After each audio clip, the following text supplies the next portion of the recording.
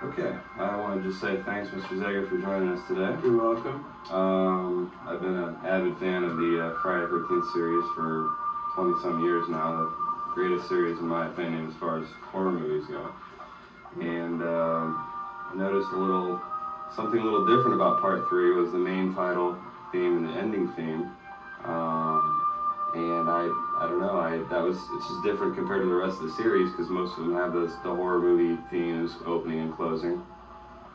I was just curious, what was said to you, first off, what was said to you on the initial call you received to do the Friday the 13th theme? How were you initially approached? That they wanted me to write something that would appeal to hopefully the dance market, maybe get a pop record that could be taken out of the film and to use it for promotional purposes, that way get it into the clubs. And I knew the executive music director, he had called me to do it. Mm-hmm. Oh, okay. Were you out in California at the No, time? in New York. In New York, okay. What were you doing at the time, music-wise? Were you were on music? Making, composing and arranging records and commercials and television, a little for film, not a lot for film, a little bit. Mainly commercials, television, and records. Okay.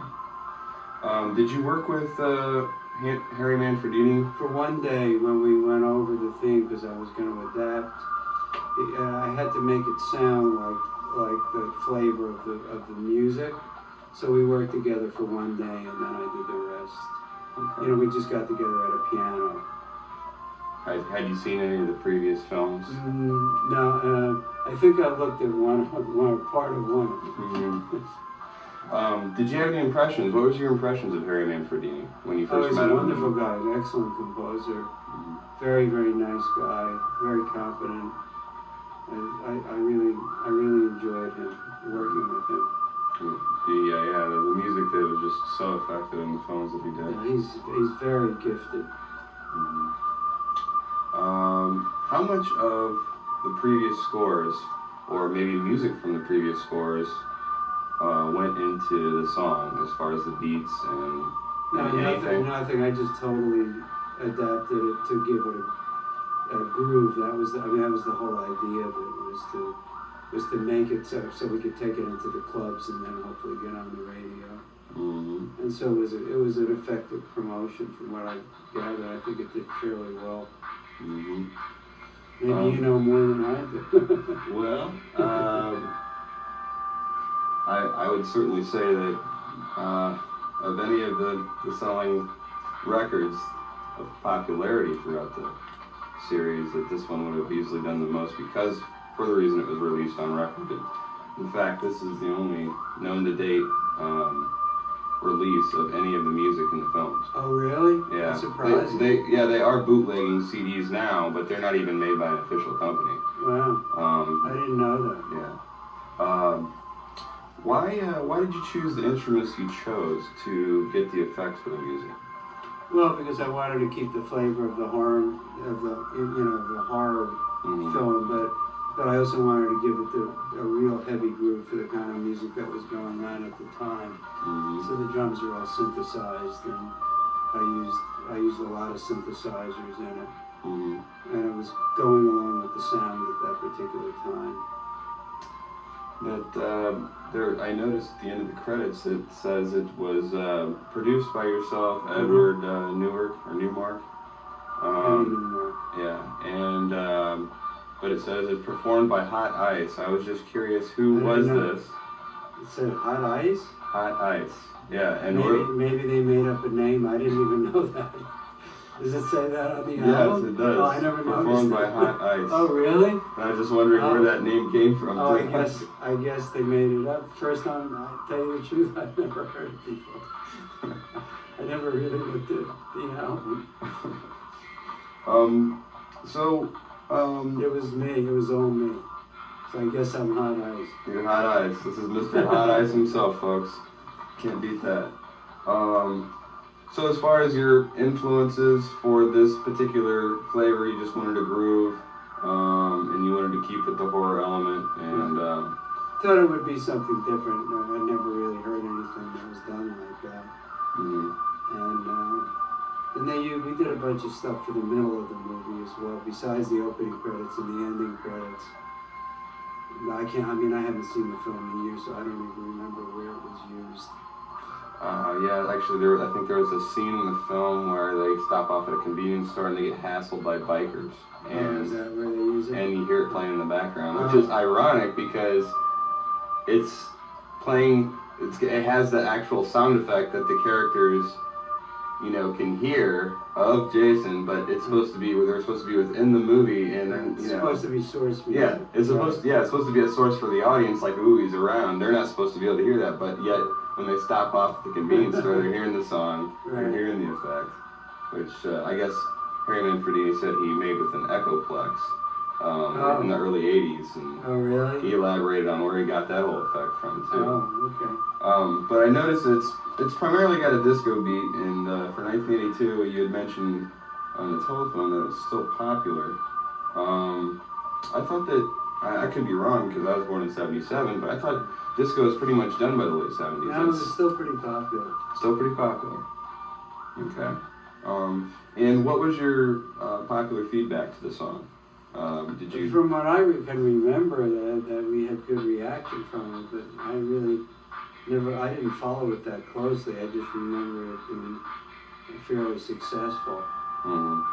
And I still get residuals on it, so I've heard about those. I guess it does okay. I know the movie plays all the time on television, all over the world, because I can see it in my statements. Did you ever watch the film in the theater? Once. In 3D? What did you think? It made me a little uncomfortable. Do you like the series at all, or horror films in general? No, I'm not a horror. Most of it's too gory for me. Yeah. No, I'm not a fan of. That's the trademark right there. That's what they really hit on with that series. No, but I thought this was well done. This one, Mm-hmm. it was very well done. I'm just not a fan of that genre in general. Mm-hmm. I guess given economically speaking to date, it was the most profitable of all of them in the series simply because of the 3D effect and it just and the scares just came out at you like that. And plus with the music, of course, people are just now discovering these by word of mouth and friends that told friends, oh, what about the first two of those were just scary and whatnot. I didn't even know that. When was the last one they made? How many years ago? Well, they made one in 2000. Oh, they did? Yeah, called Jason X. It's a futuristic setting. Oh. The world has been abandoned. It's not livable anymore, and it's been cryogenically frozen. Well? Not so well. Actually, it's the only one that lost money, I think. Really? Because of the effects that went into it. It took them totally out of its realm. A lot of people really didn't like it, but some people do. And Mr. Manfredini himself said that he liked scoring that picture. Mm-hmm. And he thought it was a lot of fun. Right. Yeah, well, it's fun to score these kind of movies. Yeah, you can't beat them. They're just loads of fun. Horror films in general, as far as because I've done some little shorts and with some friends and whatnot, and it is great fun. So how do you feel that the song worked overall in the film? I thought it worked well. I mean, it seemed to be effective. They liked it. I mean, what else can I tell you? I liked it. I thought it was good. I thought it worked well when I saw it in the theater. Mm-hmm. It was fun. I mean, it's very powerful sounding. Yeah. I think I did what they wanted me to do. Yeah, it's actually it's not many copies. It seems like were made, or at least are scarce nowadays. And on eBay, if you see them going, they go for a lot of money. Oh, do they really? Yeah, so it's... it's not in print now. Yeah. Too late. No more vinyl. Is there any memories during the production of the song that like, hey, that was kind of odd, or any odd surprises, occurrences having to do with the song post-release, like somebody come up with you or send you something saying, hey, or... No, we actually did this in an apartment. Really? A friend of ours had a whole 24-track set up in his apartment, and we recorded the whole thing up there. Oh. That's cool. Do your students know of your involvement in the popular series? And I've never spoken about it. No? Oh. I see. Well, I just, I guess, if you were asked to do any additional Friday 13th related music on the series, they called you up one day, would you do it if you were Yeah, asked? of course I would. Why not? It's fun. Yeah. You get reacquainted with Harry. Yeah. Very good. You think they're going to make another one? Now they're boasting for a number 13. 13 Oh, really? Friday the 13th.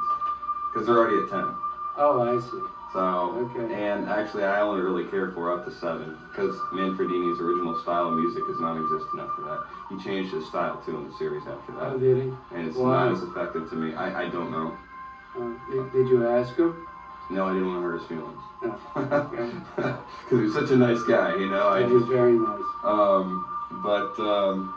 I guess I just wanted to. That's about all I had. I just wanted to say Okay. congratulations on your Imminent Scholar Award that Thank I you. saw Thank out you.